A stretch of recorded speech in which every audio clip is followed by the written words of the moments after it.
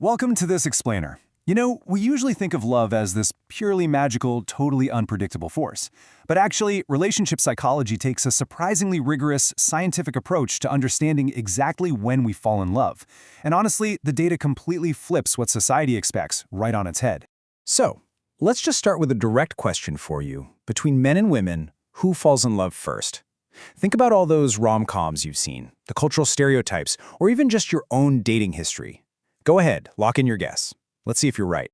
Well, if you guessed women, you are absolutely in the majority. But you'd also be wrong. I know, it's wild. Contrary to that deeply ingrained stereotype of women falling head over heels instantly, researchers at the Australian National University found that men actually fall in love much faster. Let's look at exactly how they figured this out.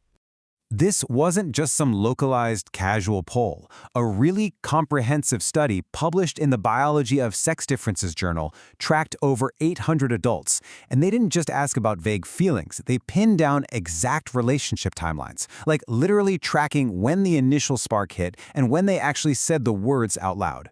And what's really cool is this isn't just an American or Western quirk. They pulled data from across more than 30 different countries. That broad net is absolutely crucial because it proves this difference in timing is a global, cross-cultural behavioral pattern. It's not just some localized fad. So, the grand takeaway? On average, men report falling in love a full month earlier than women do. Crazy, right?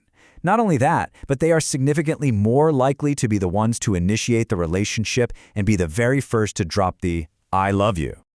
But wait, there's more. Another widely cited study decided to drill down past those broad monthly averages. They literally pitted the male emotional timeline directly against the female timeline to find the exact number of days it takes for these feelings to lock in. Get ready, because these numbers are surprisingly precise. Here is the stark data. It takes men roughly 88 days to fall in love. Women? They take about 134 days. That is nearly a month and a half difference. Men are crossing that emotional finish line in under 3 months, while women are taking over 4 to reach that exact same state of certainty. Okay, so the numbers give us the what. But to really grasp the psychology here, we need to look at the why. Experts explain that this timing divergence is driven by this really fascinating collision of brain chemistry and social conditioning. Let's start with the biology side of things. That initial euphoric rush of falling in love, that is largely driven by a massive flood of dopamine in the brain. As you probably know, this is the chemical that governs our reward pathways. It's what creates that sudden, powerful, gravitational pull toward a new partner, and it heavily influences the speed of that initial emotional reaction. But here's the thing. Dopamine alone doesn't sustain a relationship. For that, you need oxytocin. This is the brain chemical responsible for fostering deep attachment, a sense of safety, and real emotional bonding. Falling in love is essentially the handoff between that initial dopamine thrill and the lasting oxytocin bond. So if both men and women experience this exact same chemical cascade, why is there such a massive gap in the timing?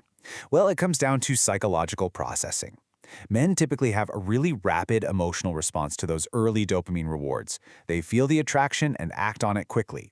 Women, however, tend to employ a much more careful, deliberate consideration of those exact same feelings. What exactly is causing that deliberate pacing?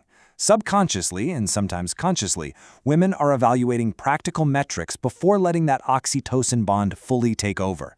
They're looking at stability, they're assessing responsibility, and they're projecting the long-term viability of the relationship. Basically, for women, that chemical rush is heavily audited by a practical evaluation of the future. Now, let's step back from all the spreadsheets and brain scans for a second.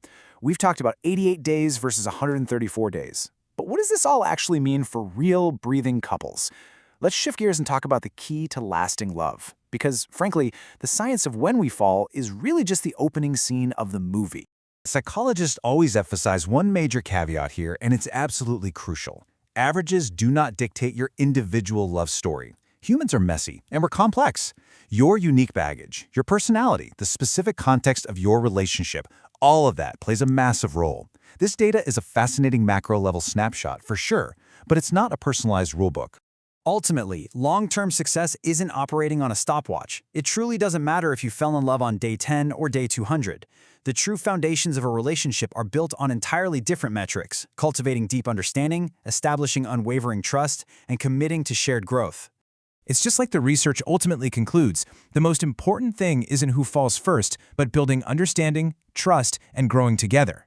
The 88 days, the 134 days, those are really just the entry fees. The real beauty of love is the work that happens long, long after those days have passed.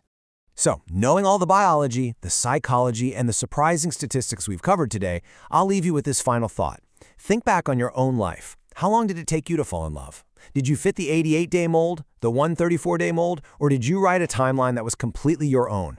It's definitely something to think about. Thanks so much for joining me on this explainer.